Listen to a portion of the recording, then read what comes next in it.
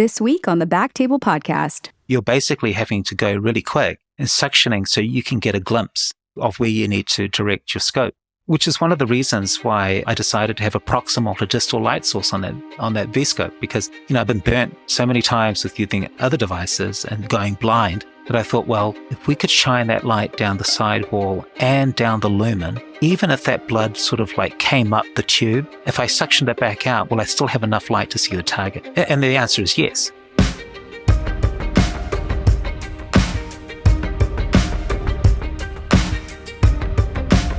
Hello, everyone, and welcome to the BackTable ENT podcast, where we discuss all things ENT. We bring you the best and brightest in our field with the hope that you can take something from our show to your practice. I'm your guest host, Eric Gantwerker, a pediatric otolaryngologist in academic practice in New York. Here we talk about physicians and entrepreneurs innovating in the digital health space. And today we have the honor of Nilesh Vasan with us today, and fellow otolaryngologist. Thanks so much for coming on. Hey, thank you very much for the kind invitation. Of course. So how would you describe yourself to somebody who isn't a doctor and doesn't know anything what you do? Well, I'll say I'm born and bred in New Zealand, which explains my accent. And so you don't need to have something like Google Translate to basically understand what I'm saying. But I'm an ear, nose, and throat surgeon, medical school, trained in New Zealand, and ended up in Oklahoma City and faculty here, specialized in head and neck, and here with my wife and two boys. That's awesome. That's awesome. So what sort of got you to the point of being interested in ENT in the first place? So my interest initially was orthopedic surgery for whatever strange reason. And I think it was that sort of carpentry and making use of very sort of heavy tools that got me interested in that. And then one of my classmates back in New Zealand, he did a selective in ENT. And funny enough, he became the orthopedic surgeon and I did mine in orthopedics and I became the ENT guy.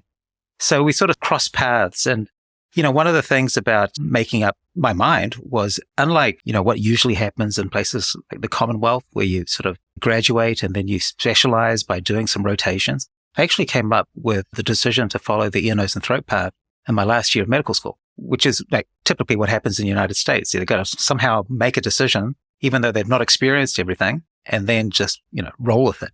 So in my final year, I sort of figured out, hey, maybe orthopedics is not quite for me.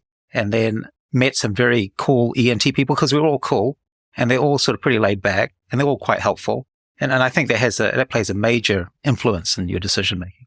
For sure. So you followed the Mike Rutter, New Zealand, going into orthopedics, going into ENT path. Well, yeah. Well, I know Mike fairly well. He graduated the year I entered the program. So we all met up at a conference and he was giving a talk about, his experience as an ENT. And there I was just about to enter. That's so funny. It is. Yes. You can't miss him with his Hawaiian shirts and stuff. I know. Seriously. Also a fellow entrepreneur. We had him on the show, actually. So you'll be the second ENT from New Zealand on the show. Oh, cool. So you went to training in New Zealand. You trained in otolaryngology. And then sort of what was that next step for you and what brought you to, of all places, Oklahoma? Well, my wife is actually from the US. And after we got married, we lived in New Zealand for about 6 years. And I think, subtly, psychologically at night, she must have been whispering in my ear, you're going to go to the States or something. And ultimately, when it came down to a decision to specialize in head and neck, the only, I think, in my opinion, places to really train were in the United States with, an American, Head and Neck Society type fellowship. And cut a long story short, by more fate than anything else, I ended up in Oklahoma City with Jesus Medina, who took a gamble on me. And then after I left him to go into private practice, he sort of worked the slow game and lured me back. So, yes, I've been in Oklahoma City as faculty since 2008. That's crazy. So as you sort of transitioned from private practice into sort of academic, was that a tough transition for you or was that sort of second nature? No, it would have been tough if I had hung on into the private sector. The one thing that I think most people, maybe we can talk about this later, is your volume of cases. So I was doing head and neck in the private sector and I had residents and things too. And, we were doing composite resections, all the things that you would think about that a head and neck surgeon would undertake. But the volume wasn't there. And I thought, well, after a number of years, my skill set's probably going to deteriorate. And then you probably feel less comfortable and confident in tackling these cases. And I thought, well, at some point, you're either going to continue down that line and probably forego those operations, really complex ones, especially if you don't have the multidisciplinary team with you when you need them, or make the jump into a faculty practice where everyone, the resources are there, the setup for performing those operations and actual management of those patients in the long term. So I think everything sort of transpired at the right time back in 2008, except for the recession. Note to anyone that's listening, try not to move during a recession. I moved during COVID. It was even better. Oh, good grief. Well, that's a whole nother story as well that we'll probably touch on. But yes, Dr. Medina he was my mentor and obviously became a very good friend. And we've always stayed in touch over the years. And Oklahoma's always had a special place in my heart. I remember having the interviews. It's a long story, but the quick scenario was that I was looking and, since I wasn't a citizen and from a medical school in the States, I had to go off the match. I was meant to take this position in Florida, which didn't transpire. But the guy called me up and he goes, you need to speak to this guy, Ashok Shahar Memorial, and he'll tell you what's what. So I ring this guy and he goes, oh, Nilesh, there's only 3 places. You got A, B, and C. I suggest you just go over there and visit them. And I visited 2 and I had my 3rd one over the telephone with Dr. Medina. I think he was talking to me while he was operating because every so often he would say, stop. Were you talking to me? No, I was talking to somebody else. And so, oh my God. So I had this phone interview with Dr. Medina and he asked me all the right questions. I think I must have impressed him somehow because I wasn't face to face. And, he hired me and the rest is history. That's incredible. So you're now doing a fellowship working in Oklahoma and you start getting ideas, some of these entrepreneurial ideas. And so take us through that process. Oh, sure. I think as physicians, we all have ideas. The question is whether or not you act on it.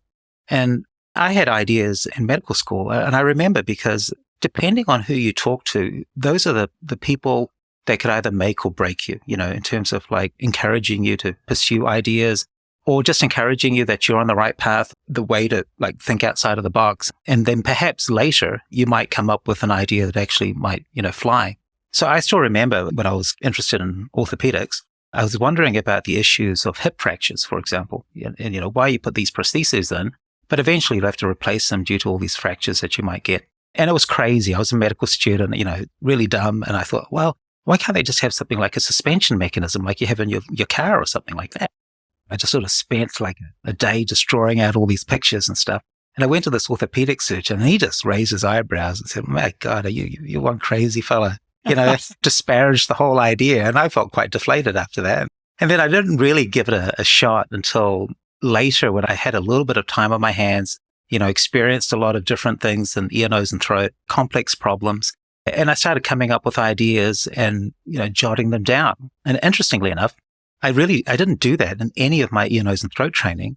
I did it when I was in private practice. And, maybe one afternoon or on a weekend, something would light up in terms of an idea.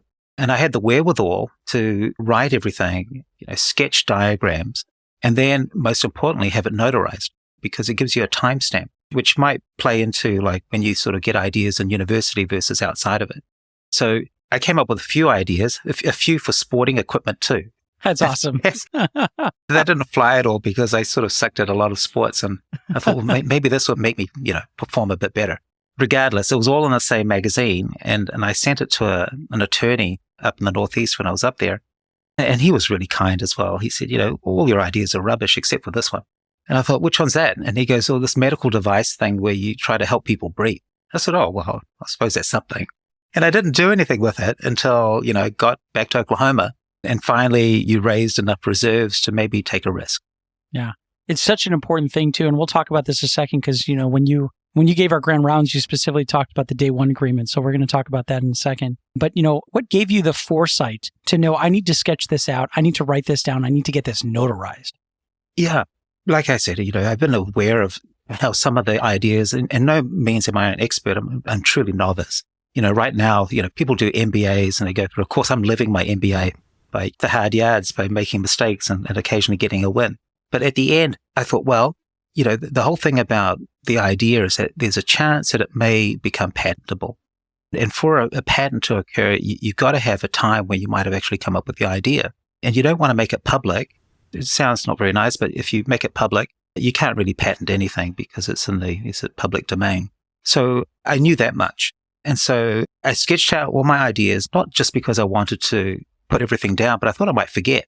And then with time, maybe make some additions to those ideas and then come up with maybe a workable concept.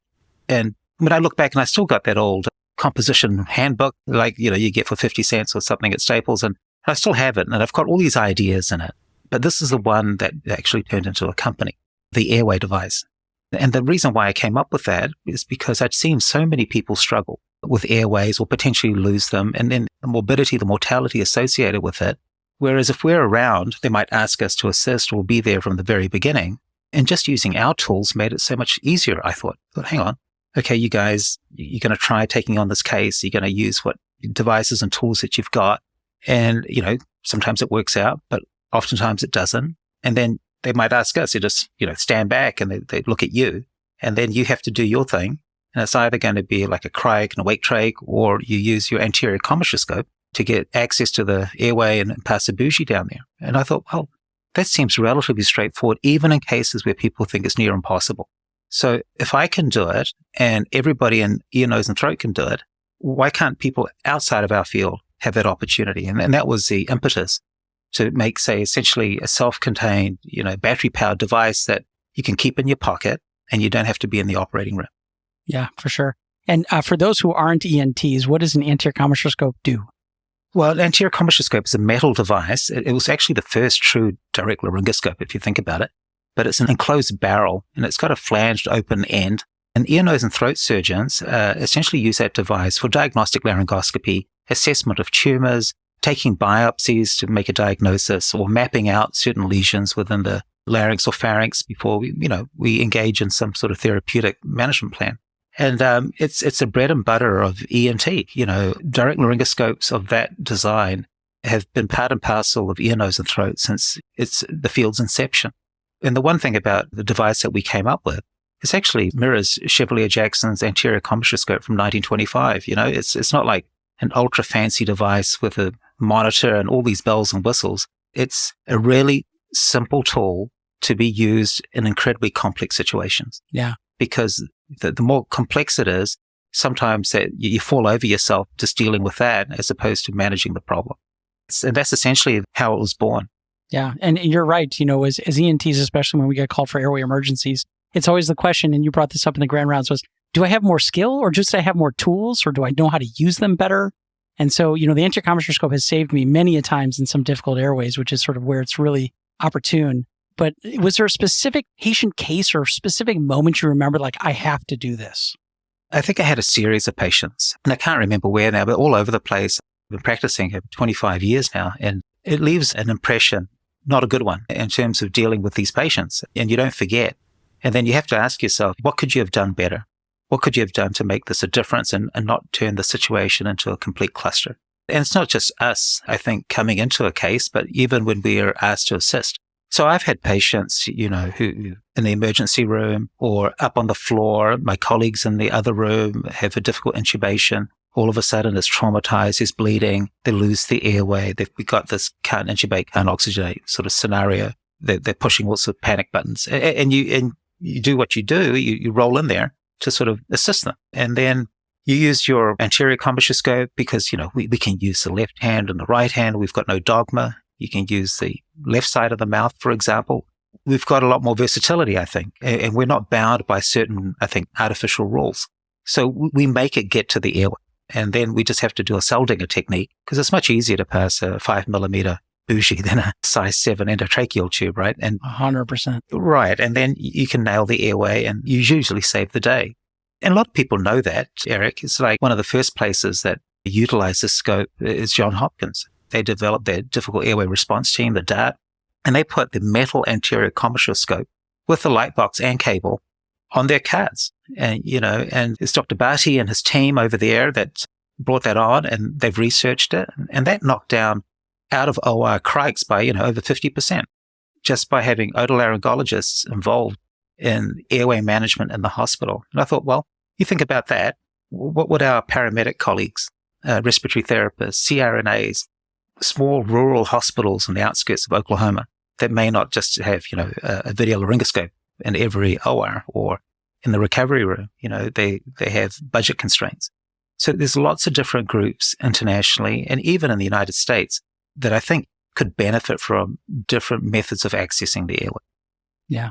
We're going to talk about pre-hospital and sort of the market for your device and specifically why you chose pre-hospital in a second. But I want to take you back to that moment where you had the idea, you sketched it in your notebook, you got it notarized, you sent it to this guy. This guy said, I like this idea. All the other ones are crap. What's your next step? What did you tangibly do after that conversation? I did nothing, which I think is typical of any like physician entrepreneur. I'm not talking entrepreneurs. Like I think you meet a lot of different people. And the wonderful thing about entrepreneurship in general is that you just meet a whole different group of people in all different spaces, in terms of like tech or whatever it may be. And generally speaking, everyone's ultra helpful. Then the one thing that entrepreneurs have to go do is fundraise generally. And that's the rate limiting step. And at that stage, I was coming over, young family, and I had no idea about the fundraising aspect of it. And then I made a mistake too, because once I started getting up here into Oklahoma and had some funds, I did start the patent process in earnest. So it's only once I got here, I got settled, and I thought, hey, that idea that I had many years ago, maybe it's the time to act on it. And I delayed it by a while because I thought you got to have a patent first before, you can actually like talk to people and do anything or make a prototype and have that proof of concept where you can like show it around. And it was actually a device rep over here who kept on asking me about it. And he goes, what are you doing? I said, I haven't done anything. Have you submitted your patent application and this, that, and the other? And I go, yes. He goes, you're just wasting time. It's going to take years and you're just sitting around. Whereas right now, while that's going through that process, you could like start thinking about building your deal and refining it.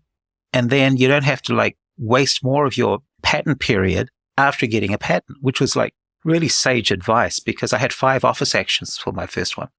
I had an incredibly hard patent examiner who, even with my New Zealand charm, couldn't win her over. And it took a long time, but in a roundabout sort of way, and maybe I just do this to make myself feel better, she helped me because, she was like finding all these holes. And one thing that people have to understand with the patent office, whenever you have a novel idea and you submit your claims, all the things that make your idea different, the patent examiner will conjure up a bunch of different patents and say, hey, buddy, I put these 5 patents together. I get your idea. Come on, it's not novel at all. And then you have to go like an attorney because you've got the medical background and read all those patents and basically say, no, it's not like that at all because, patent A says this and ours says that. And it's a long deal that costs a lot of money. And the other thing that people need to realize is that you get what you pay for when it comes to patent attorneys. And I used a top firm. That's all they do is they specialize in patents and have a group of people with medical device background. And they help you, but they don't really know the crux or the intricacies of your own device. And you're teaching them while they're teaching you. And you've got to have a really good relationship with those people. So I got that process going. And you can imagine the amount of money that you burn through. And I took that other fellow's advice and I started working on prototypes, 3D printed prototypes. I was introduced to people like electricians or electronics people in Oklahoma City. They were kind enough to humor me by actually making this stuff. And we came up with some devices and the fundamental design, which still carries through to the final product today. And that's how we got the device and got it made so we could utilize it on a mannequin and show people. And by the time that sort of happened, our first patent came through, a utility patent. And up to this point, have you been bootstrapped? Do you have other investors? Like, how did you fund this efforts? So I funded it myself for a long time. And the other thing is that you got to have a very understanding spouse, right? Because I've got a very understanding wife and she understood that I had this like passion. And I don't think she quite sort of saw that it might have potential. And she probably still thinks that way, but we'll see. But you want to make a difference. Ultimately, the whole idea behind this company is I don't want patients to suffocate to death. That's pretty much it. And I don't want them to suffocate on the street, in a hospital, on the floor, or anywhere where someone could potentially lose their airway. And when I first came up with the design with the team, which developed after a while, I thought, well, this device is like, I think, ideal for military, like special forces or whoever, because those guys have to run in small teams and they have to carry their own laryngoscopes. And if their own, colleagues go down, they have to know how to do everything. And then I thought, well, I can't even imagine that. What sort of scenario would you be in, potentially a conflict zone and having a horrific, maybe head and neck injuries or whatever, and still, hopefully being able to nail it? And I thought, well, we better build this device in case if it goes down that route, it could withstand all the beatings that it's going to get, dropped from great heights, submerged for long periods, all that sort of stuff, which is what we did. In fact, my co-founder, Paul Hagen, who started off on this journey with me and who's my guy on the ground 24/7, made some videos where he runs over one of them with a fire truck and then uses it afterwards. And it still works. At the end of the day, we're thinking ahead. The last thing I want to have ever happen is device failure. And sometimes you have devices that are really expensive. It doesn't work. You're in a hospital, you just get another one. But if you're out on the street, you might not have that luxury. So there's a long line of things we had to get right before getting this out on the market. And design is one thing, manufacturing partner, and then having all that happen requires money. So getting back to your question of bootstrapping, yeah, that's what we did. Initially, it was my wife and I that funded everything. And we got to a point after obtaining some patents, the device, the prototype, and in fact, going to an EMS conference with my colleague and co-founder, Paul, who basically on a phone call, and I was introduced to him, he goes, well, you seem to have a really cool idea. Why don't I just come to this conference with you and we'll try out this prototype with all the folks there and we'll see what happens. And we had this awesome response. And he goes, man, I'm in. Yeah.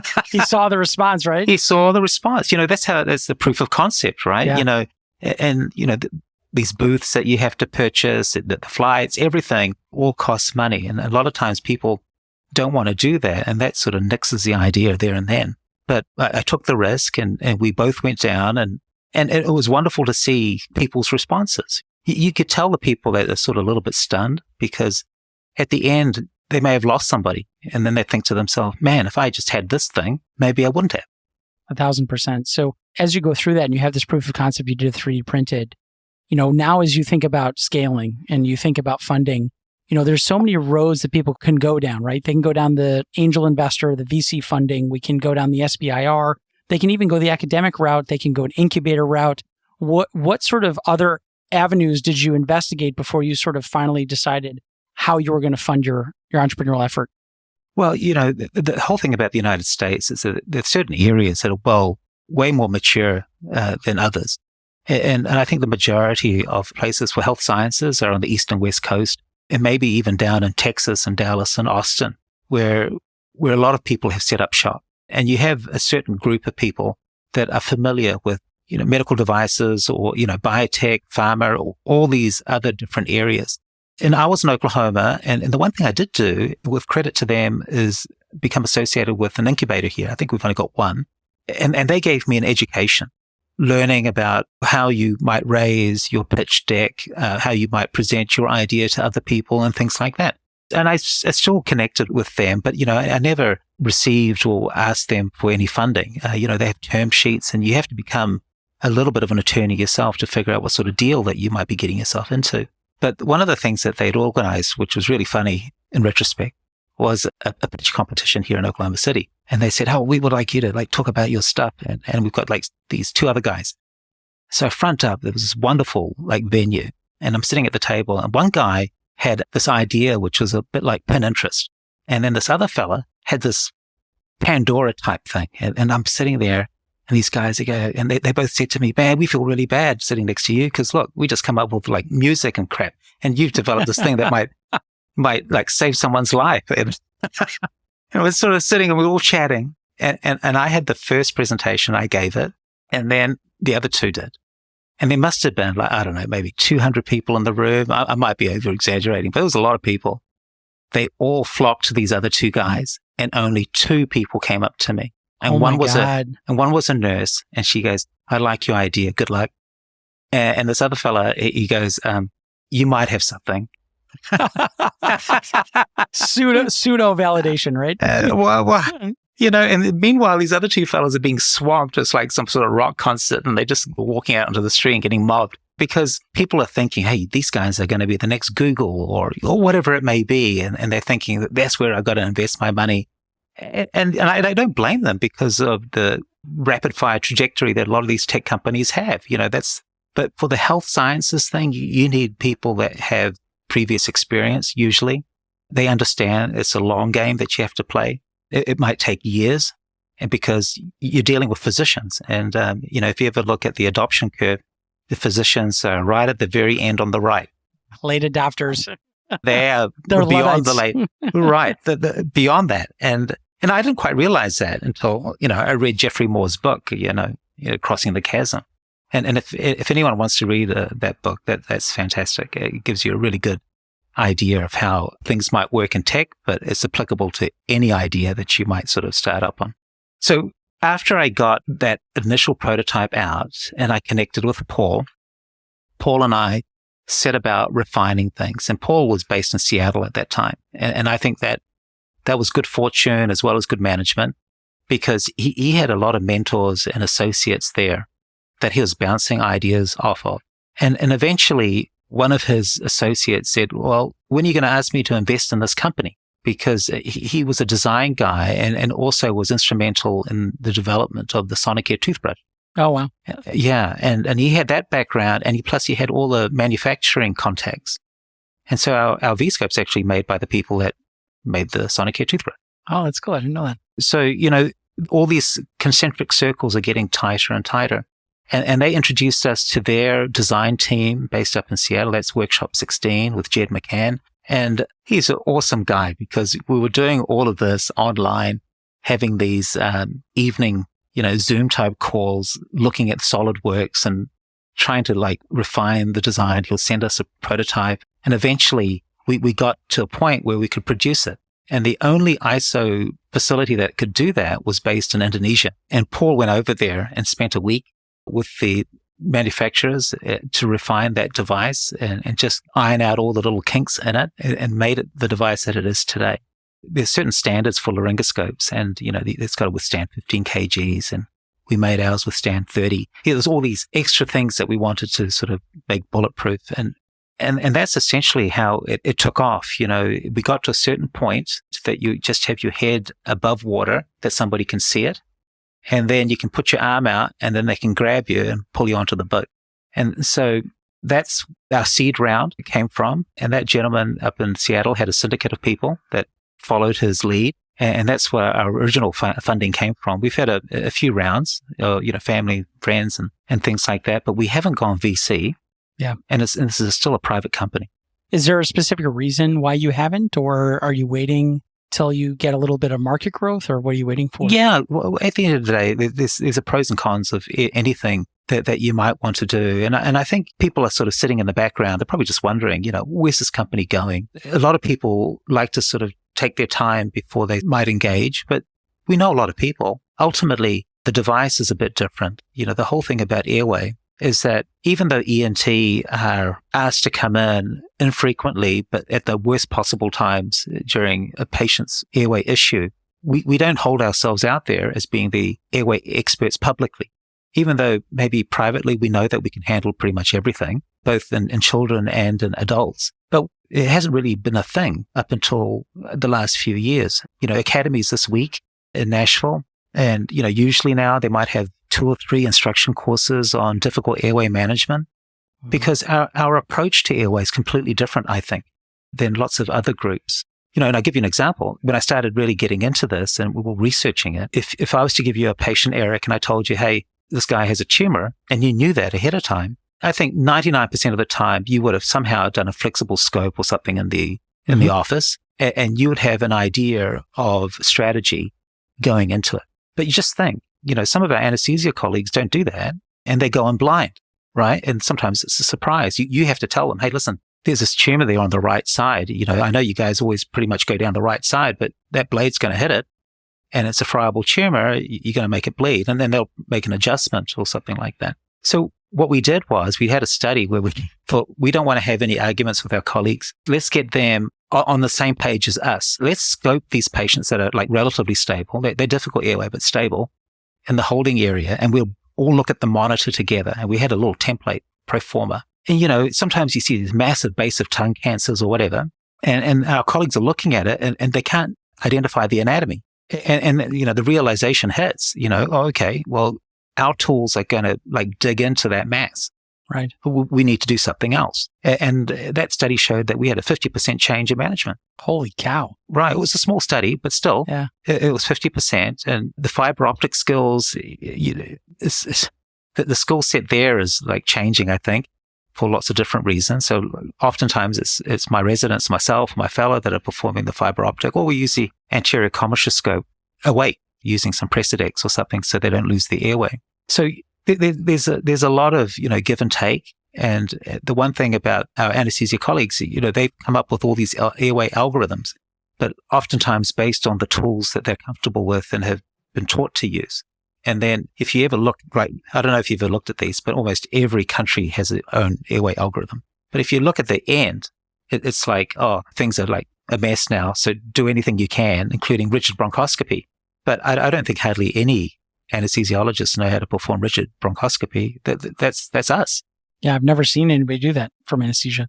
Right. But it's part of the protocol. And I'm not sure, but I don't think ENT people are everywhere to do that. And I suppose our Vie-Scope is a miniature shortened bronchoscope. So, at the end of the day, you just want a passage. And the adoption rate, we can talk about that if you like, in terms of dealing with different groups of people and what they think is normal versus what you think is makes for interesting conversation. Yeah. So let's talk a little bit about the market, right? Because anybody who's innovated within ENT and you go to a VC and you say, I have this idea, and what's the total addressable market? And you're like, about 1,000 people. And I'm not interested, right? So One of the things that you talked about was the idea of using this in pre-hospital and or military austere environments. Was that a deliberate decision from a market analysis, from a business, or was that more from a use case for what you were trying to develop? That was deliberate. The one thing, and maybe I was wrong, but things sort of went out of control a lot faster than I expected, is we clearly identified EMS as our primary market because I can't imagine, what they have to do. Everyone's just had a full meal and then they're involved in a car accident and they're strapped to their seat and they're losing their airway. What are you going to do? Right. And it's very different. C-spine precautions and yeah. Yeah. I can't even think of that. And I've been involved in some hairy situations too, but nothing like that. And I thought, well, could this device be accepted more easily, early adopters in EMS? And generally speaking, I think so. And it's not just in the United States. So if you talk about intubation, at least 55, 60 million people get intubated electively in the United States per year. And around about 5 million might get intubated on the street, United States. So that's us. And what about the global market? So you just imagine, there's some places that may not have the resources. You can, think of those countries. And then there's other places, Western Europe, for example, where they have everything too. But still, they have a lot of cases. And we know that there's a percentage where it's going to be not easy. How do you help those people? So it transitioned very quickly. So we focused on EMS for the first few years. The adoption was slower because one of the things about the Vie-Scope, for example, is that it's a 2-phase deal and you had to put something on the teeth. So I know I'm speaking to an ear, nose and throat crowd and everyone's thinking, oh yeah, so what? But for other people that are not ENT, that's a huge deal. They have been indoctrinated to not put any laryngoscope on the front teeth or the gum. Otherwise, they're going to have their hand cut off or something. And it's totally against their fiber. And then with the advent of video laryngoscopy, they need to see the endotracheal tube pass between the vocal cords. So these were the two pieces of feedback that we were getting that they couldn't get their head around initially. And we had to counter that. We had to counter that in person with discussion or by making videos. We've utilized, I think, social media. It's a small company, so we make these videos and we put them out there for every question that we might get or to counter the argument. And the reason why people don't want to use these laryngoscopes on their teeth is because they're designed to break teeth. You look at a Macintosh, it's metal and it's right angle. And if you put any backward pressure on the teeth, you're going to break them all. And that's why they push it, cheers with your beers, forward to sort of sweep the tongue anteriorly. And then you have the Macintosh, which is, in the vallecula, whereas, most of us use laryngoscopes like we use a Miller and elevate the epiglottis and see. And then lastly, when it came to the bougie, why do you have to use the bougie? Well, it's easier to pass than say a size 8 tube. And second, you don't have to have a grade 1 view to pass a bougie. You could probably see like 10, 15% of the glottic opening to pass a 15 French 5mm bougie. That's why you do it. And then you can they can start thinking, because they've never had this presented to them before. And now it takes time for them to warm up to that idea. Like the other thing is saying, well, if you have to use this 2-phase approach, you're wasting time. And then we'll say, well, if you're not intubating that person and they're trying to go blue and die, are you going to be like too worried about, that 2-phase deal in an extra 10 seconds? And they think, oh yeah, maybe you got a point. So it takes a while. And I think we're down the road enough now, we're about 6 years, just over 6 years with the Vie-Scope, that people understand the concept. It's whether or not they take the chance to try it. And that's the other thing that we have to do, Eric, is we don't get people to pay when they're for devices. We just send it to them for nothing, just so they can figure it out for themselves. Right. Experience it for themselves. Yeah. And so for people who aren't familiar what a bougie is, it's essentially a small tube that goes into the airway, and then you can pass the endotracheal tube over the bougie into the airway. So, but again, it's often used as a secondary measure. It's not usually a first line therapy. Just like when the video laryngoscopes came out, they weren't first line therapy. People were only using them when there were difficult airways. And so one of the things is it's a training gap, right? It's a training gap, and you have to teach people no, we can actually use these in other settings. And you don't necessarily have to wait until the patient's dire need to use this scope with a bougie, right? Correct. There was a meta-analysis that just came out, I think it was from South America, that basically says that you should consider using the bougie for every intubation. And you say, oh, why would you do that?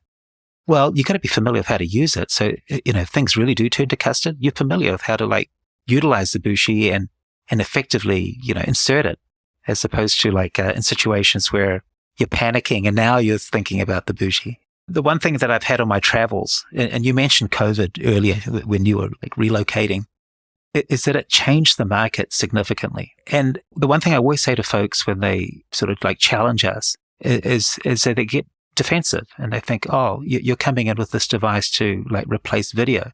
There's no way. No way are we trying to replace anything, because I think as ENT people in general, we approach airway like we approach an operation.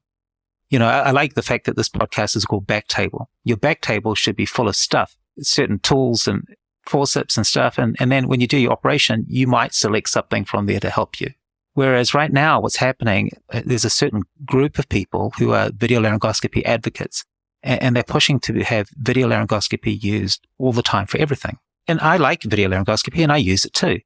But I wouldn't go so far as saying use it for everything. And why would I say that? Because I think as surgeons, we have past experience going from, say, open procedures to laparoscopic procedures, open procedures to endoscopic sinus, which is wonderful in terms of patient outcomes. But if things go wrong, you might have to convert. And now we're finding there's a group of physicians that don't know how to do that. And now you're having a complication that's not addressed because they just went through their training without doing any open procedures, unable to handle that sort of situation. And the outcome could be bad. Whereas what I'm thinking is, okay, you've got your supraglottic device, you've got fiber optic, Miller, Mac, Vie-Scope, anterior commissure scope, your scalpel, right? You've got all these things. And depending on the day and the patient, you might use any one of those deals to secure that patient. So that's where I come from, because as a person that runs a business, you'd love everyone to use your own thing all the time, but that's a mistake. I don't want anyone to use the Vie-Scope for really simple cases. It makes no sense. But if they are familiar with it, they're going to recognize certain indications, certain scenarios and situations where that may give you the best chance of obtaining what they call first pass success, nailing the airway on your first shot. Because if you don't get first pass success, the likelihood of patient complication increases significantly. Yeah, it's so interesting because you have to have all these tools in your armamentarium. I talk with the residents all the time that, it's always good to know a bunch of different ways for doing things, because also you don't know what's going to be at your next facility. So when I was in fellowship, we had something called a Shikani intubating stylet. I don't know if you're familiar with this, but essentially... I've heard of it. Yeah, so it was an awesome tool. I had never seen it before in my entire life. We had a horrible airway, and my fellowship director or my attending at the time was, go get the Shikani. And I was like, I don't even know what this thing is. we opened it up. I didn't even know how to operate it. And we're in this, in this scenario. And sure enough, so it's an intubating fiber optic stylet, which is incredible, right? It's a video stylet. So, it saved us in that. But if I had never even known that existed, I didn't know how to use it. I didn't even use it ever. I wouldn't have known. And so from then on, when fellows started, we oriented them and said, this is a Shikani. This is where we would use it. And then we would do it in like a simulated patient case so that they would know when to use it, how to use it. Yeah. The thing about a lot of places, like you've got a pediatric otolaryngology background. So, the one thing that frightens me the most is kids airway. Airway in general, and I should have stipulated this at the beginning. I personally get really anxious dealing with airway. If I'm anxious, everyone else should be changing their pants. Right, exactly. Because you just know how bad things could go pretty quick, and children especially so. I'm ultra cautious. You prepare. You want everything set up and ready to rock and roll. If we're called upon, say on call or something like that, to deal with a pediatric airway issue. And I'm always surprised because, they desaturate so quickly. You got to act fast. And sometimes even in adults, they've got no pulmonary reserve. They start to desaturate. And if you read a lot of these algorithms, they say, you got to have 2 or 3 attempts and then you might want to think about something else. Whereas I'm always thinking, you just got one shot. If you mess that up, you got to do something like now. You see, even now I've got some pressure of speach just thinking about it. I can hear it. I can hear it. It's because you're just reliving all those moments of, I had an interesting patient a long time ago, and this is a video laryngoscope, and the person had an acute problem, and in addition, ileus with bowel obstruction, and they used the video laryngoscope and they intubated the esophagus, and all this gastric contents just came flooding out of the ET tube, and we thought, oh my God, the wrong place. And they pulled it out, and as soon as they put it back in there, they couldn't see anything. There was no camera, there was no light, because the whole oral cavity was just full of gastric material. And so I had to do, for whatever reason, a direct laryngoscope exam on this person for other reasons. And I had it. And I was jumping up and down, get that to me. I'm not as calm as Mike Rudder. And I might have used colorful language and all sorts of things to impress upon people that this is like urgent. And grade 1 view, straight shot. And we did something akin to what they call suction-assisted laryngoscopic airway decontamination. It's called SALAD. And there's a friend of ours, a guy called James DeCanto, and he came up with this mannequin where you flood it and then you try to intubate it. And you have to get a suction device and park it in the hypopharynx or postcricoid area and then use your laryngoscope quickly to intubate. That's almost like tonsil bleeds. Well, that's exactly right. Unless you've got one of your residents or colleague got their finger on it, you're basically having to go really quick and suctioning so you can get a glimpse of where you need to direct your scope, which is one of the reasons why I decided to have a proximal to distal light source on that Vie-Scope, because I've been burnt so many times with using other devices and going blind that I thought, well, if we could shine that light down the side wall and down the lumen, even if that blood sort of came up the tube, if I suctioned it back out, will I still have enough light to see the target? And the answer is yes. That's so genius. Well, it's just experience. And it's because it's a school of hard knocks. And fortunately, I've never had anyone, succumb to anything like that. It all worked out. But, it takes a year or 3 of your life. My hair is actually all gray. It's because of you're dealing with these scenarios. And people think I like it. I don't. I deal with it because I think as an ENT person, we have the wherewithal to make up a plan to secure the airway, which is a really tiny component of our entire field. And people sort of can't quite realize that sometimes. You need to get that intubation right so you can do the laryngectomy. We've got a whole day ahead of us. It's the most terrifying too. It's funny because we talked about Mike Rudder. Mike Rudder was on the show and trained under him for residency. And the way I approach pediatric airway problems is exactly how Mike Rudder told me.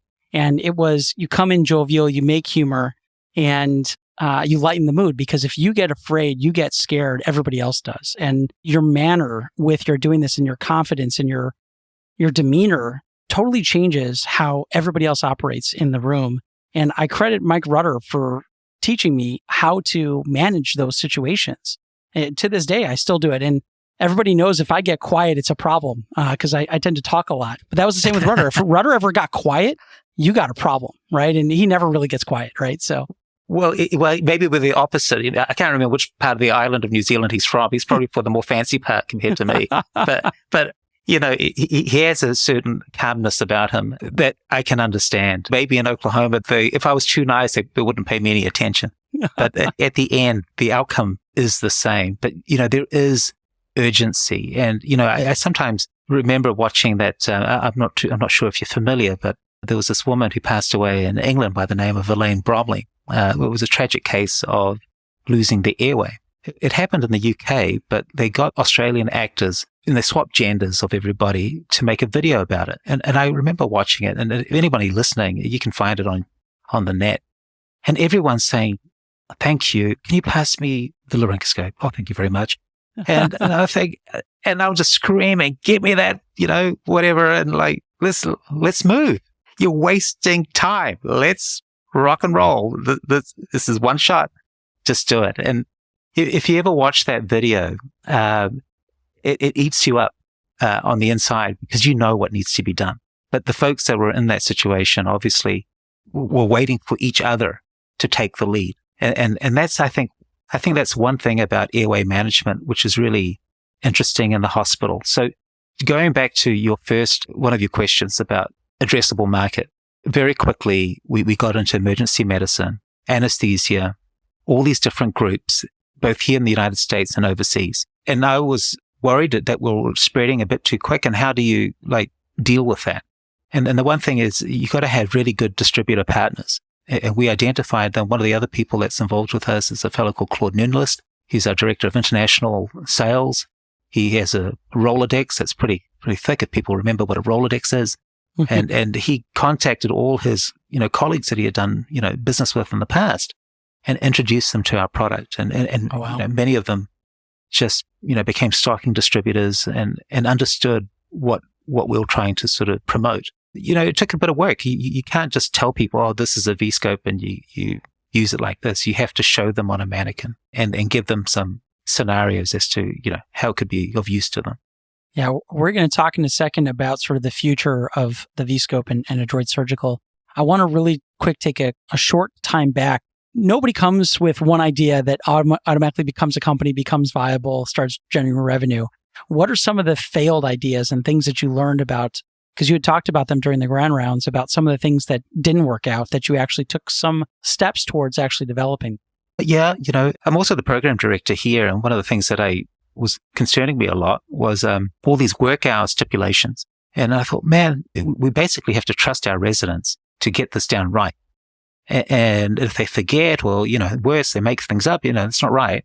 Could we come up with some sort of application that could make it really easy and could potentially notify them of work hour violations and making changes to how they might run their week or their day or whatever it may be. And there was a little software idea. And we came up with that. And eventually we funded that ourselves, as myself and some other folks. And at the end, the money, dried up because it didn't have, it had a couple of physician folks that came in with us, but it just sort of died. And you got to have the whole team be motivated to continue to push things on. And if you try to push things on yourself or somebody else does and your priorities change, things can languish. There's a software that's sort of sitting there, nearly done. It's just, I suppose we just have to sort of get off our butts and do it, because we went through the processes of showing people, other colleagues around the country, and the feedback was excellent. They go, oh yeah, you could put this on your iPhone and you have these geofences for the campus and that these guys are in there. And yeah, we could do all of that. And so, that was one particular idea that didn't quite, fly. But this other deal, Adroit, is a really tiny team. And the thing that I think propelled it forward is having skin in the game, putting your own money to get it to a point where other people will think, oh, hang on, he might be onto something. He's got the vision and the passion, and he has something that is not too way out there. This is actually a technique that everybody uses. It's nothing clever about it. It's just a modification of an old tool. People jumped on board. And the funny thing is, as soon as we came out with that, people were started immediately asking us, where's your pediatric device? I said, what? He said, well, this is cool, but we really want something for peds.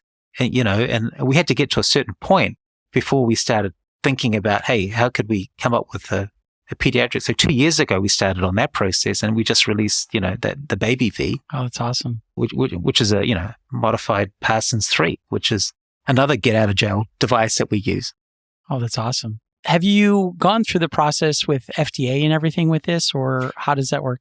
Yeah. So these are class 1 products. We have 3 and variations thereof. The Vie-Scope, what we call the Voir bougie, the only US made 70 centimeter 15 French bougie with colored safety depth markers. And I came up with that because, like every good dad, you practice on your children. And I had a mannequin, and my son, he was 10. I said, hey, come on, I'm going to show you something, and then I want you to do it. And I took a video of him too. Well, I thought you maybe intubated him with the bougie, but this is a different story. No, I got him to intubate a mannequin. If he intubated himself, he would have been on a path to medicine. But unfortunately, he's not. He's sort of running away from that. So he and his brother, who was age 6 at the time, got a bougie. They used the anterior commissure scope, and he shoved that bougie in. He shoved it all the way down to the hilt. I thought, oh my God, he's perforated the lungs and everything. I thought, well, he's 10, but hey, if he's doing this, what's the chance that in an emergency somebody else is going to do that?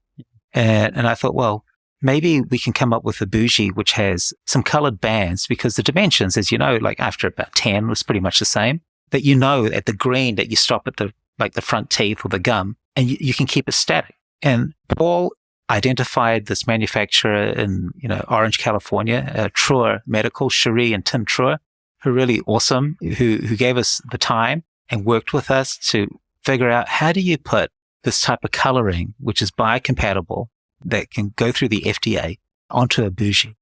And the trick was we used food coloring, which has all been cleared anyway, oh right? God. Yeah, exactly. Yeah. So all these products in the United States are class 1.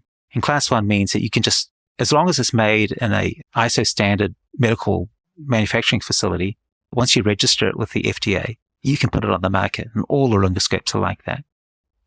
Once you get to a class 3 type product, like an implant, vagal nerve stimulator, Inspire, whatever it may be, you have to go on a different route and get something called a 510K, the biocompatibility, and you have to go through the FDA approval. And that's a whole different process.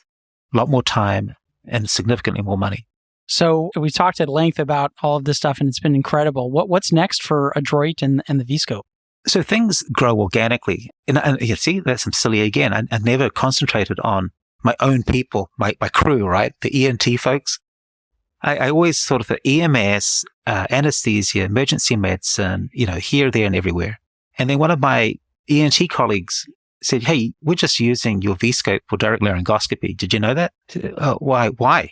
And he goes, well, we have issues with sterile processing. Sometimes a turnover comes through and pieces are missing, parts are broken. Your deal does everything that we need it to do. And, the cost of setting this whole setup or buying the metal anterior commissure scope, which is X number of $1,000, or even just running down to the emergency room when there's an airway issue, it's easier to keep that in my pocket than to get the whole setup with the light box and everything and run down there. And now we're finding a lot of my ENT colleagues are beginning to see it. A, we deal with Airway, of course, but 2, really busy practices are performing direct laryngoscopy all the time. And, we priced our devices so low that I think more than pays for itself if you consider delays in the operating room, reprocessing, repackaging, all the people that you need down in SSD to sort of put things together. And it's the same thing for the baby V, because, I know a lot of folks, and you can tell me, you're the expert, Eric, when it comes to the ped side, that, diagnostic laryngoscopy, tracheoscopy through a Parsons laryngoscope is what folks usually use it for, in addition to, intubation out of the operating room. Yeah, 100%. And you can think about all the difficult airway carts that we have across the hospital and how much effort it took to get those even at the bedside. And with all of the setup and everything, this is a much more economic and ergonomic way to think about it. We're going to move to some rapid fire questions, and then we'll wrap up. Sure. You mentioned a book by Jeffrey Moore. Is there another book that you would recommend people interested in entrepreneurship? And I would, and I should have brought that book up here, and I've forgotten his name, but it's one of the founders of Pixar, with Steve Jobs. It's called Creative Inc. And I'm reading that right now, and it is absolutely fantastic. This is a guy that had an engineering degree that had a vision when Walt Disney was talking about how animation was done way back in the day before you watched some Disney show. And he wanted to have computer generated animation, and it took him like 20, 30 years to get to that point. But ultimately that book is about dealing with people and overcoming their fears, their tribulations, their concerns about self-preservation, the fear of technology taking your job. There's all sorts of different things that are applicable to, what I'm doing. It's like, I see that mirroring in a lot of people who become overly defensive about, video laryngoscopy, as if I'm out there like, going to taking their job. Take it. Well, these video laryngoscopy companies, multi-billion-dollar companies, the last thing they're worried about is someone like myself, right? They've got lots of different things, but you can see it because a lot of these folks have made their name, published a lot of papers. They're on the speaking circuit, and they talk about it. And the tragedy, personally, I think, is a lot of them have tapped out. They think, hey, video laryngoscopy is it. We don't really need anything else. And that goes against every fiber of my being, because when do you say, okay, I'm going to stop learning now? Okay, this is it. This is the best thing we're ever going to have. And now I'm done. The day that arrives for me, I'm going to take off back to New Zealand. I was going to say, you check out, right? You check out. And, but that's the thing when you deal with different groups of people and you want them to sort of come around to your way of thinking. And that Creativity Inc. is really easy read and, has a lot of wonderful examples that I think anyone reading it can associate themselves with. That's awesome. The next question is, who in the innovation, entrepreneur, digital health space are you following or interested in following? I don't know a lot of people by name, but I still have, connections with Mike. Mike was one of the first ENT people to sort of come up with an idea. And the one thing that we didn't quite talk about was some of the ideas I came up with at university. And one of them was an oral retractor system for robotic surgery. Oh, yeah. Yeah. And it didn't go very far, unfortunately, for lots of different reasons. But I performed all my TORS operations with that because I found the FK retractor like an instrument of torture. If I wanted to extract some information and get somebody's PIN number, I'm going to shove that into their mouths and ratchet it up. And, it's like $50,000 or something silly now. And I thought, well, we could do something better than that. And I met with Mike at certain meetings and things, and we compared notes. And maybe it's something about being from New Zealand. We're completely isolated. We didn't really have too much. You got to make do with what you got. Right. And I think a lot of people like to think outside of the box. And I think maybe that's what they call the Kiwi ingenuity, which is like a term that folks use to, make these makeshift things with number 8 wire, which is fencing wire that we have all around the country to put things together. So, Mike is someone I've always looked up to. And, in fact, when I had that, prototype of the baby V, I rang him and I said, hey man, could you check this out?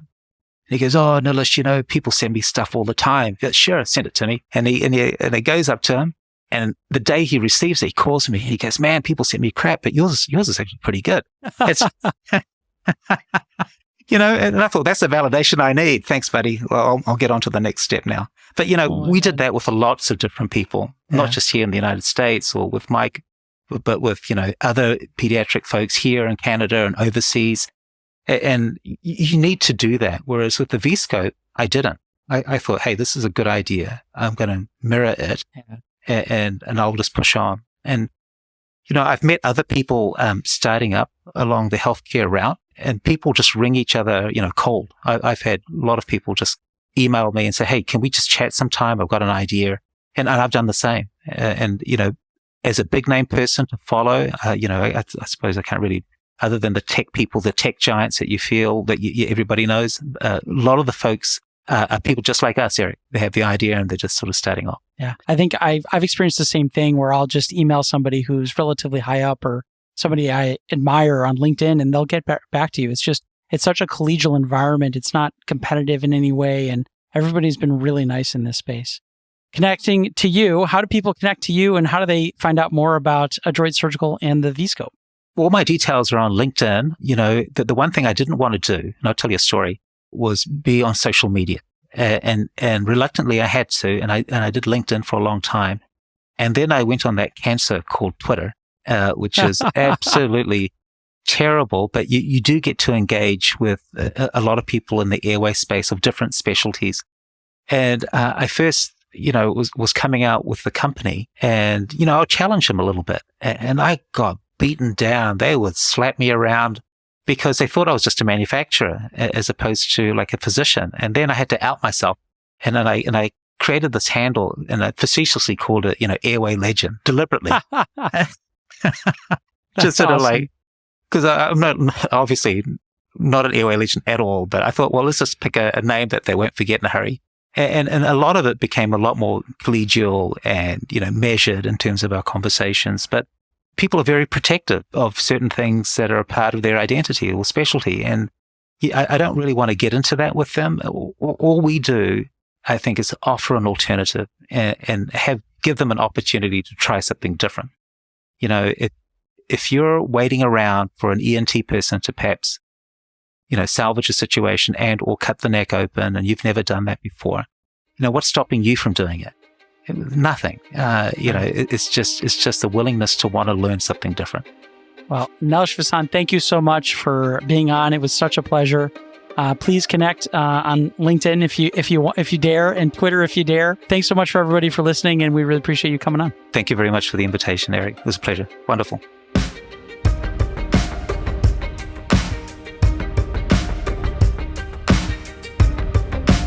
Thank you so much for listening.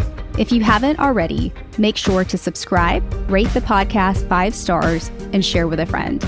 If you have any questions or comments, direct message us at _BackTable ENT on Instagram, LinkedIn, or Twitter. BackTable ENT is hosted by Gopi Shah and Ashley Agan. Our audio team is led by Kieran Gannon, with support from Josh McWhirter, Aaron Bowles, Nick Shellcross, and Ness Smith-Savadoff. Design and digital marketing led by Brian Schmitz, with support from Taylor Spurgeon-Hess and Ivan Orgodzinsky. Social media and PR by Chi Ding. Administrative support provided by Jamila Kennebrew. Thanks again for listening and see you next week.